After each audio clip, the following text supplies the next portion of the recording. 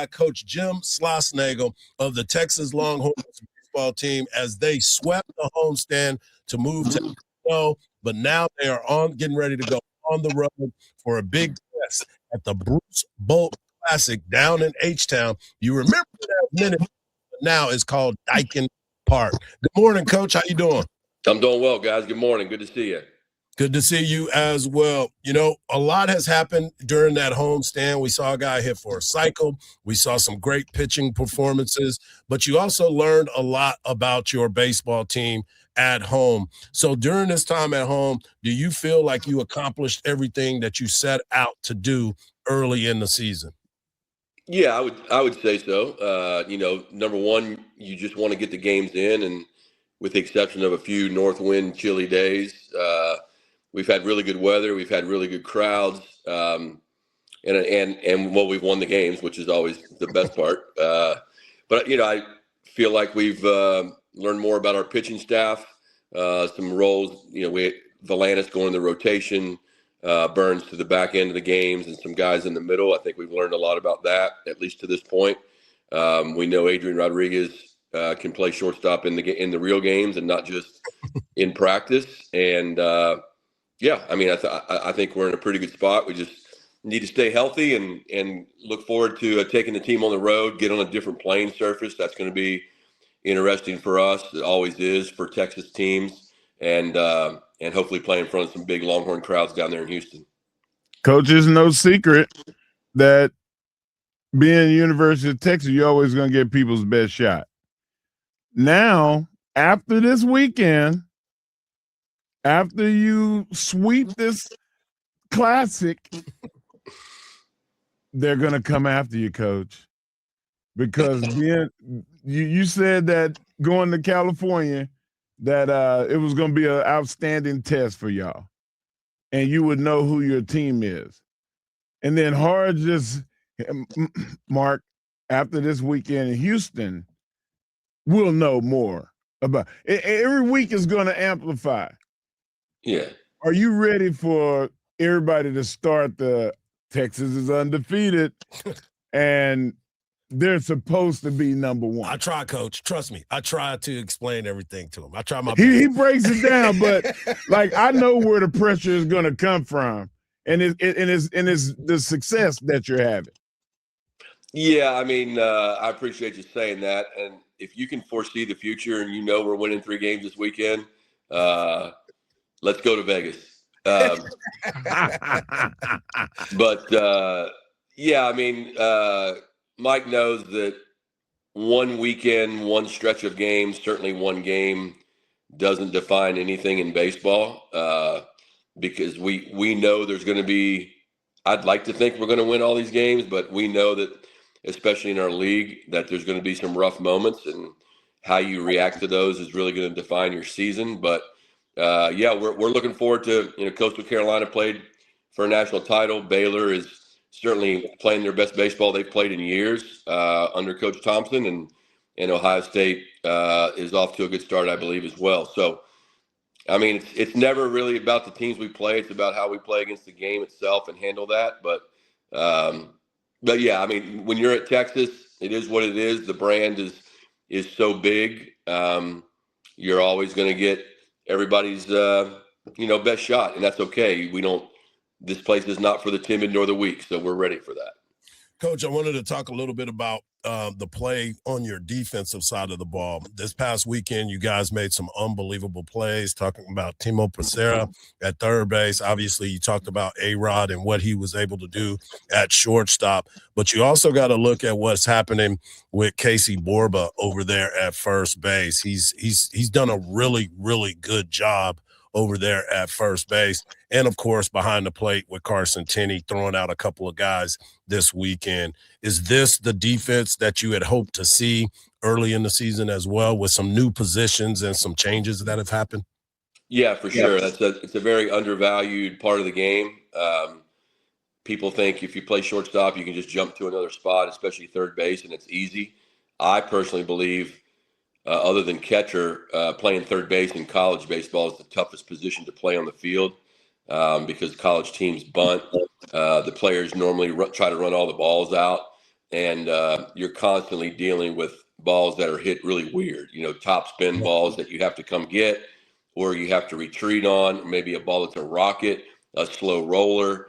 You have to throw from different arm angles, and that's just not something that you can just flip on in a day. And so Temo's put a lot of good work in. So is Josh Livingston and Borba on that side of the field.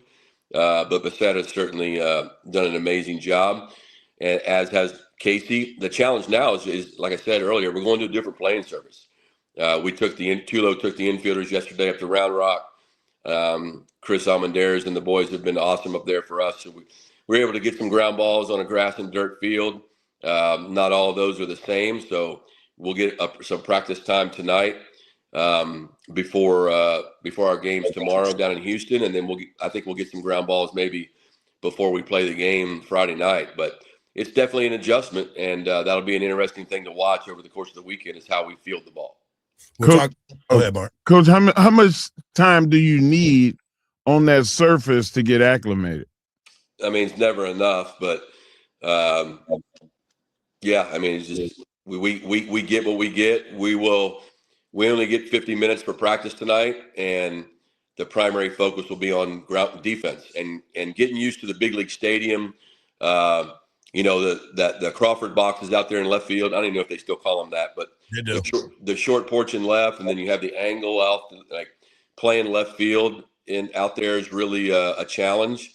And just the setting of the big league stadium.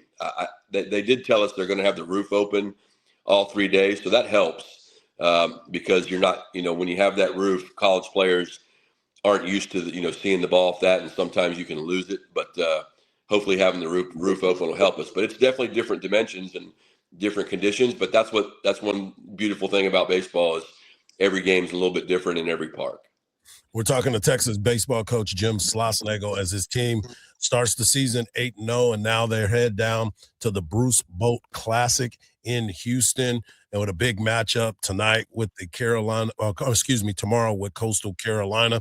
Coastal Carolina coach is dealing with injuries to their starting pitching, which is not ideal, especially early in the season, but they're going to reevaluate in 8 weeks. But I want to go back to your pitching because you've been able to mix and match and have some different opportunities. You had the big fella, Sam Cozart, go on Tuesday. And after the first pitch of the game, he seemed to really dial it in and have control. How impressed were you with his performance on Tuesday night against UTRGV? Yeah, super impressed. It's really the first time that he's been challenged or the first time that he's kind of created his own little speed bump to get through. He walked a couple guys, which is not something he normally does, but he had to pitch out of some jams. Max had to go. I think they had first and second, maybe one out in an inning, and Max went and had a good mound visit with him, and he struck the next 2 guys out. So it's kind of the old saying, E plus R equals O, the event plus the response equals the outcome. Sometimes you can't control the event, but you can control your response, and he responded really well. If the other team wants to swing at the first pitch of the game, have at it, because more likely than not, that's going to be an out. That one so happened to be a ground ball single at the middle. But Sam did a great job, and he's a very valued part of our team in rotation, and I imagine you'll see him back out there again next week. And then my other question was going to be, you mentioned about Volantis and what he's been able to do on Sunday, but Thomas Burns coming out that bullpen, the way that he has been effective, it's been lights out so far every time he's been out there. What do you attribute that to? And I can see the competitiveness in his nature that he wants the ball as often as you want to give it to him. Yeah, he does. I mean, it's only 2 appearances, but he was that way in our practices too.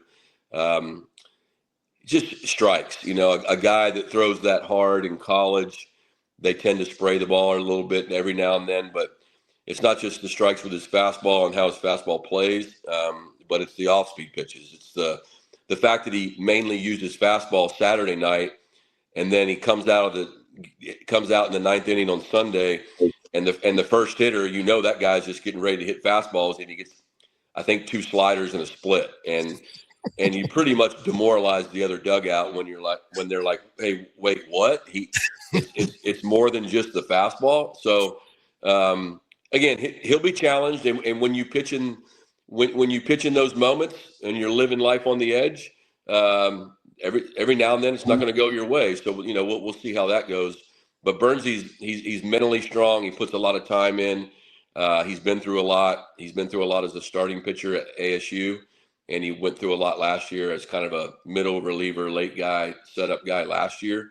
But we have full confidence in him. We just got to keep him healthy. And I think part of his success is going to be the other pitchers on the team, guys like Crossland, Cal Higgins, some other guys that can close games on days maybe he's not ready to do it, or we don't want to stress him, twice in a weekend. Right. Before we let you go, Coach, I wanted to talk a little bit about your offense. Obviously, I'm sure you went back and listened to some of the broadcasts, and one of the things that I kept emphasizing was the fact that there's a lot of pressure for every opposing pitcher because 1 through 9, you never know who's going to be the one to take control of that game. Obviously, Ethan Mendoza is leading in everything except for curtain calls. And then you look at what Aiden Robbins and Carson Tenney is starting to see the baseball a little bit. And then, of course, what you've been getting from Pac-Man. But you've also had guys come off the bench and you given opportunities, and they're making the most of those opportunities as well. Yeah, I think the key to any good lineup is, especially in our league, most teams have the first half of the lineup is going to be awesome. But what can that bottom third of the lineup do, and just in terms of getting on base? Yep. Temo's not afraid to take pitches. Pac's not afraid to take pitches. They'll use the whole field to hit. They'll put they're pretty good at putting the ball in play as needed, putting the ball in play with 2 strikes. So the threat of the homer necessarily isn't there at the bottom right now. But just getting on base to where they set the table for Mendoza and Robbins and A-Rod and Robbins and Tenney. And I think Ashton Larson's done a really good job. Jonah should be back in there tomorrow night, hopefully in the field. So that'll give us some options at DH to play around a little bit. So yeah, I mean, we just got to keep them healthy, man. I mean, that's the rich get rich. The whole key to this thing is the best abilities, availability, and you see what's happened to Coastal Carolina, and I hate that for college baseball because they have such a great program, and those 2 pitchers specifically, Fluky, those are future big leaguers, and so college baseball deserves to see those guys play. Hopefully they'll get back, but that's my main focus, is just trying to keep these guys healthy and strong and ready to go for the games. Well, as always, we wish you the best and hope for a great weekend, even though Mark thinks he can see the future. And if it does go that way, we are definitely going to Vegas. But I wanted to ask you this, and this is us and our old mentality as far as baseball is concerned. I was kept calling his split finger a forkball during the game the other day, and I had to stop myself. I was like, for those that are wondering, it's the same as the split finger. I'm just older, and I know the forkball over the split finger. Yeah, that definitely shows your age, buddy. But I remember those things too back in the Roger Craig and Bruce Sutter days. So it's okay. It's all right, man. You're wise, not old. Appreciate that. As always, thanks for taking the time and enjoy the trip to Houston. All right, you guys have a great weekend. Hook 'em. Appreciate it.